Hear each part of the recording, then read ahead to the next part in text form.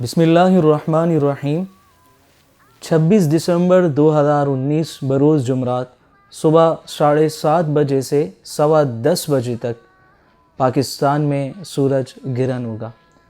رسول اکرم صلی اللہ علیہ وسلم نے سورج گرہن کے موقع پر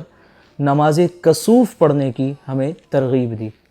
اور خود صحابہ فرماتے ہیں کہ سورج گرہن کے موقع پر نبی کریم صلی اللہ علیہ وسلم فوراً مسجد تشریف لائے، فصلى بأطول قیام و رکوع و سجود، اور آپ صلی اللہ علیہ وسلم نے لمبا قیام فرمایا، لمبا رکوع فرمایا اور لمبا سجدہ فرمایا۔ تو سنت یہی ہے کہ جب سورج گرہن ہو تو نماز کسوف ادا کی جائے۔ اس نماز کی اہمیت کیا ہے اور سورج گرہن اور چاند گرہن ہے کیا اور اس نماز کا طریقہ کیا ہے، اس ویڈیو میں ملاحظہ فرمائیے۔ آپ صلی اللہ علیہ وسلم نے فرمایا، ان الشمس والقمر آیتان من آیات اللہ یریہما عبادہ لیعلموا انہما مسخران بامری لیس لہما سلطان فی غیرہما ولا قوة الدفع عن انفسہما فلا یستحقان ان یعبدا۔ جس کا ترجمہ یہ ہے کہ سورج گرہن اور چاند گرہن اللہ کی نشانیوں میں سے ایک نشانی ہے، اور اللہ بندوں کو یہ نشانی اس لیے دکھاتے ہیں کہ تاکہ انہیں یقین ہو جائے کہ سورج اور چاند دونوں یہ اللہ کے حکموں کے تابع ہیں، اور نہ سورج میں کوئی طاقت ہے اور نہ چاند میں کوئی طاقت ہے، ان کی روشنی، ان کی قوت، یہ سب اللہ کی عطا ہے، اور اگر ان میں کوئی طاقت یا قوت ہوتی تو یہ اپنے نور کو خود واپس لوٹا لیتے، لیکن اللہ کے حکم کے بغیر ان کا نور واپس نہیں آ سکتا۔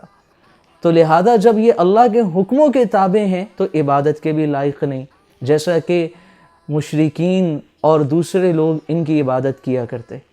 اسی طرح ایک دوسری روایت میں ان الشمس والقمر لا یخسفان لموت احد من الناس ولکنہما آیتان من آیات اللہ فاذا رأیتموها فقوموا فصلوا۔ کسی کی موت کی وجہ سے نہ سورج گرہن ہوتا ہے اور نہ چاند گرہن، بلکہ یہ دونوں اللہ کی نشانیوں میں سے ایک نشانی ہے۔ جب سورج گرہن ہو یا چاند گرہن ہو تو نماز ادا کرو۔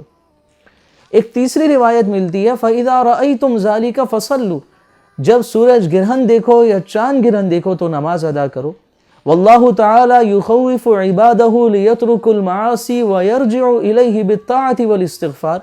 اور اللہ تعالیٰ یہ بندوں کو اس لیے بندوں کو اللہ تعالیٰ ڈراتے ہیں تاکہ بندے گناہ چھوڑ دیں اور طاعت اور استغفار کی طرف لوٹ آئیں۔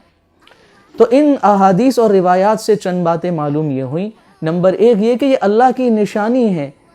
اور دوسرے نمبر پر یہ بات معلوم ہوئی کہ اللہ تعالیٰ اس سے یہ بتانا چاہتے ہیں کہ سورج اور چاند عبادت کے لائق نہیں، یہ تو اللہ کے حکموں کے تابع ہیں۔ اسی طرح یہ بھی سمجھایا گیا کہ نہ کسی کی موت کی وجہ سے سورج گرہن اور چاند گرہن ہوتا ہے اور نہ کوئی اور وجہ سے، یہ اللہ کی نشانی ہے۔ اور اسی طرح یہ بھی سمجھایا گیا کہ اللہ اس کے ذریعے ڈراتے ہیں۔ علماء نے بتایا کہ جیسے قیامت کا دن ہوگا، سورج طلوع ہوگا اور اچانک پھر سورج بے نور ہو جائے گا، تو سورج گرہن میں یہی منظر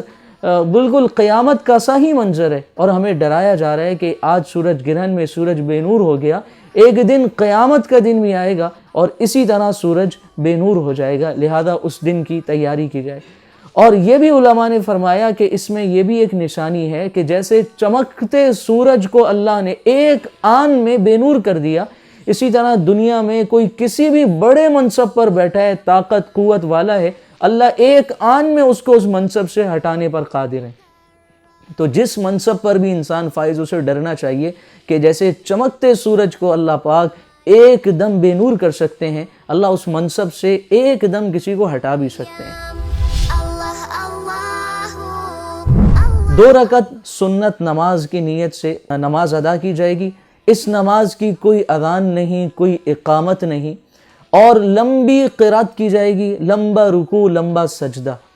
اور اس میں قراءت آہستہ کی جائے گی، جیسے ظہر ہے اور عصر میں آہستہ یعنی سری تلاوت کی جاتی ہے۔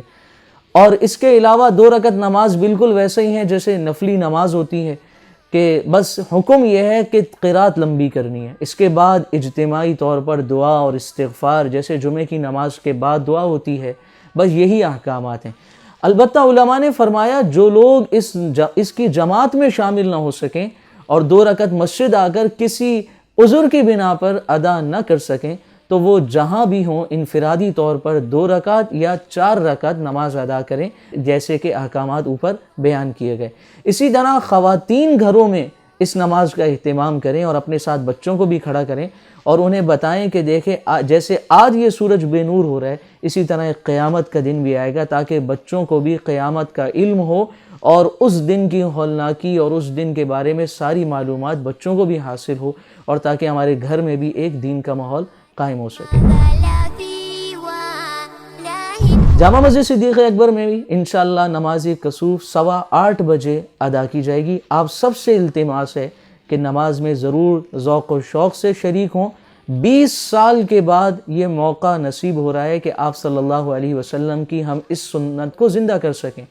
تو اس سنت کو زندہ کرنے کے شوق سے، جذبے سے ضرور تشریف لائیں۔ ایک اور بڑا فائدہ جو اس نماز سے حاصل ہوگا وہ یہ کہ جتنے زیادہ لوگ اس نماز کو ادا کریں گے، نماز کے بعد توبہ اور استغفار میں ظاہر ہے کہ وہ لوگ شریک ہوں گے، تو امت جب اجتماعی طور پر توبہ اور استغفار کرے گی تو اللہ کی رحمتیں نازل ہوں گی۔ اور آج امت کو بہت ضرورت ہے کہ ہم اجتماعی طور پہ توبہ اور استغفار کریں۔ اللہ تعالیٰ جو کچھ کہا اس پر کہنے سننے سے زیادہ عمل کی توفیق نصیب فرمائیں، اور آپ سب کا مجھے انتظار رہے گا۔ جو لوگ اہل علاقہ ہیں وہ بھی اس کا اہتمام کریں کہ 8:15 بجے مسجد میں جماعت میں شریک ہوں، اور اس کے علاوہ جہاں جہاں یہ ویڈیو دیکھی جا رہی ہے، جہاں جہاں یہ پیغام پہنچ رہا ہے، وہ لوگ اپنے علاقے میں اس چیز کا اہتمام کریں تاکہ یہ نماز کی سنت بھی ادا ہو اور امت اجتماعی طور پہ توبہ اور استغفار بھی کرے۔ اللہ تعالی حامی و ناصر ہو۔